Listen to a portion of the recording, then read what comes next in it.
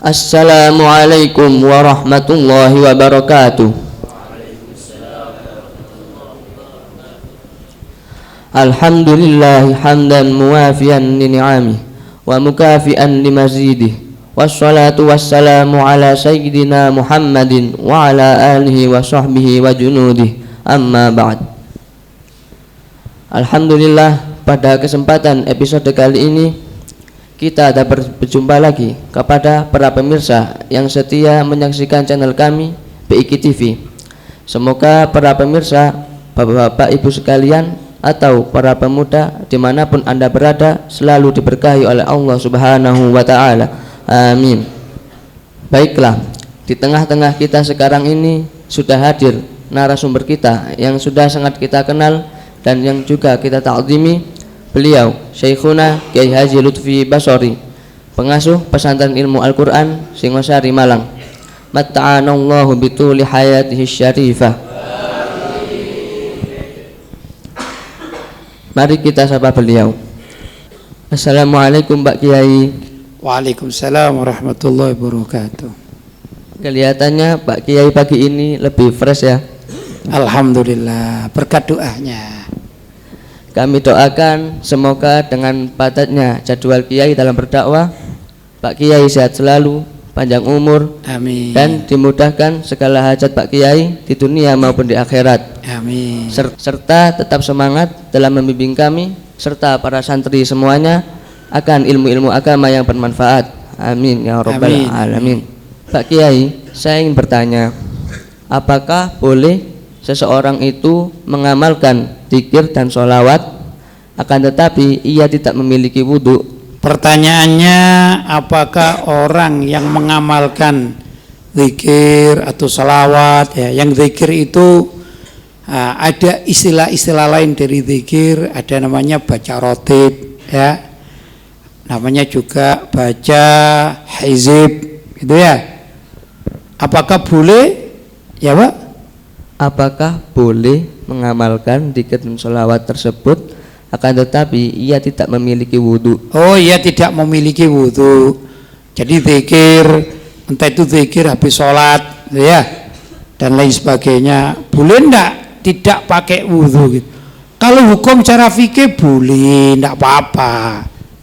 Yang tidak boleh itu adalah menyentuh mushaf Al-Quran tanpa wudhu, itu tidak boleh, ya. Tapi kalau zikir, bahkan membaca Al-Quran sendiri tanpa wudhu itu boleh. Hanya saja hukumnya makruh atau kurang baik. Kalau kepingin yang terbaik, orang zikir atau membaca Al-Quran tanpa menyentuh mushafnya, ya, yang terbaik tetap mempunyai wudhu. Tapi andai kata orang itu berzikir atau baca wirid, baca hizib dan lain sebagainya, dia tidak punya wudhu, hukumnya boleh, tidak berdosa, dia tetap mendapatkan pahala. Cuman masalah afdoliyah, nanti afdoliyah itu adalah apa yang terbaik, maka yang terbaik adalah dengan berwudhu, begitu ya. Baik Pak Kiai, jika ada seseorang yang masturbasi sedangkan ia masih belum balik, lantas apakah ia sudah dihukumi balik setelah melakukan masturbasi tersebut? Orang masturbasi atau juga dalam bahasa lain onani, ya, itu aturan orang dikatakan balik itu adalah, pertama, kalau orang laki-laki umur berapapun, ya, selagi dia sudah keluar sperma, baik itu lewat mimpi atau dengan sengaja, ya, itu maka sudah dianggap balik. Kalau wanita, balik itu ditandai dengan keluarnya darah haid, umur berapapun tanpa ada batasan. Cuman di dalam fikih itu dikatakan orang laki-laki yang usianya sudah 15 tahun walaupun belum keluar sperma maka dihukumi balik, begitu ya.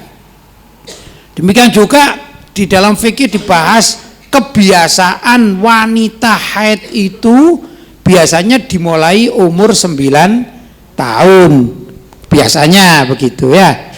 Jadi kebiasaan-kebiasaan, tapi batas seorang dikatakan baligh bagi orang laki-laki adalah keluar sperma umur berapapun ya. Bagi wanita adalah keluar darah haid umur berapapun. Itu batasan orang sebagai usia baligh. Jelas? Baik. Pak Kiai, bagaimana cara mengobati orang yang kesurupan padahal dia sudah dibacakan ayat kursi berkali-kali, akan tetapi orang tersebut belum juga sembuh? Lantas bagaimana menurut Pak Kiai? Ada orang kesurupan. Kesurupan dalam bahasa lain itu kerasukan jin gitu ya. Baik disengaja, memang sengaja didatangkan itu jinnya, atau tidak sengaja.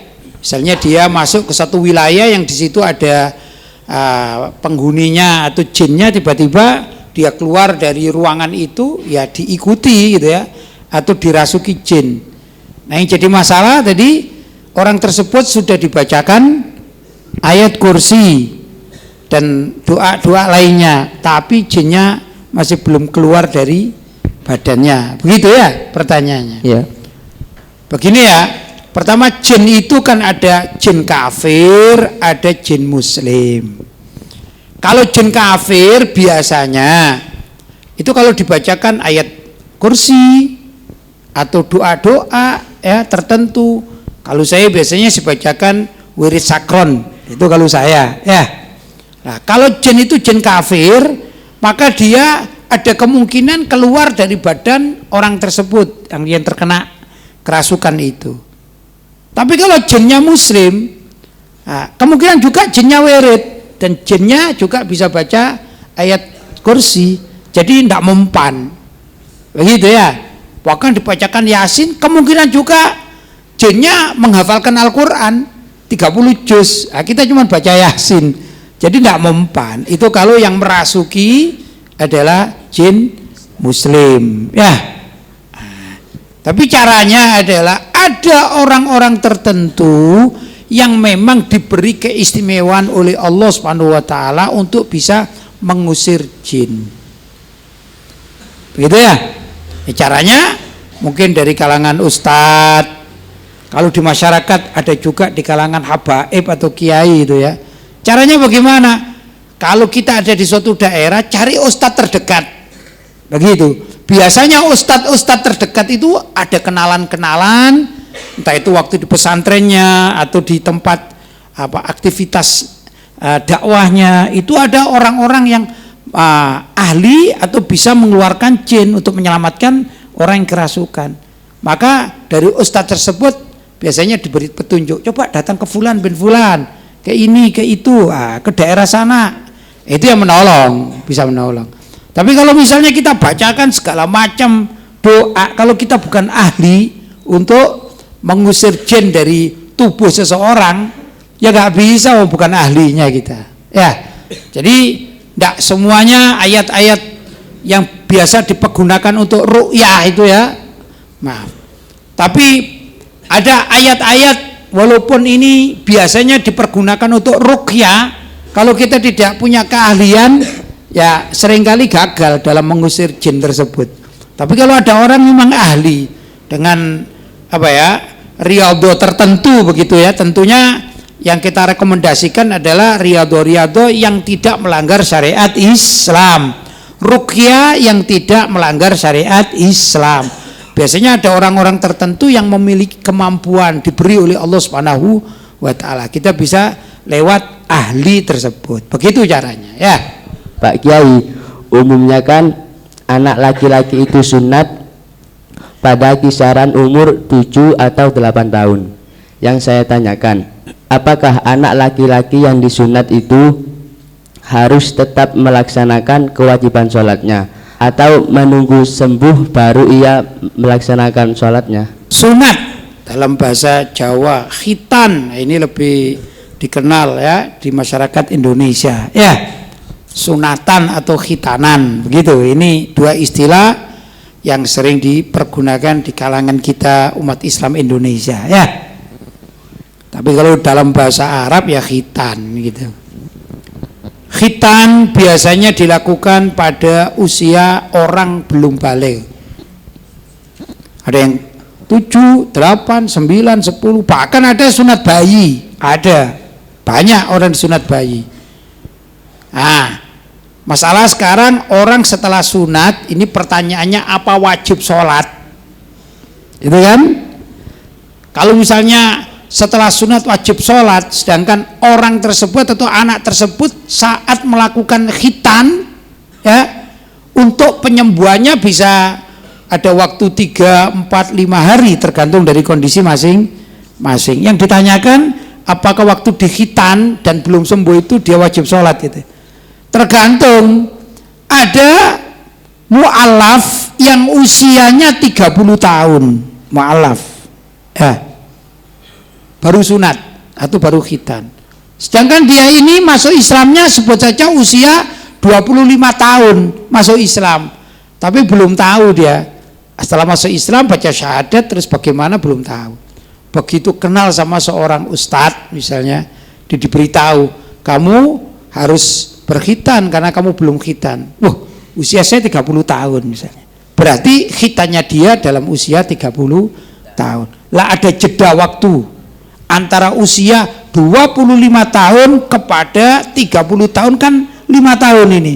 Jeda kalau dia ini sudah masuk Islam tapi belum sholat, maka wajib qadha. Paham?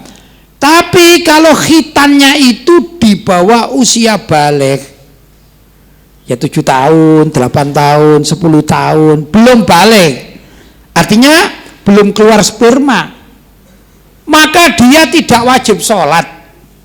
Jadi nggak perlu diqadha, wong namanya juga belum wajib sholat. Orang yang namanya wajib sholat, mukallaf, yang betul-betul wajib sholat itu kalau seseorang itu sudah balik.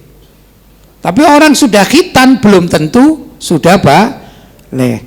Ya, dan orang balik pun kalau di kalangan umat Islam sejak kecil Muslim kemungkinan sudah khitan atau sudah sunat.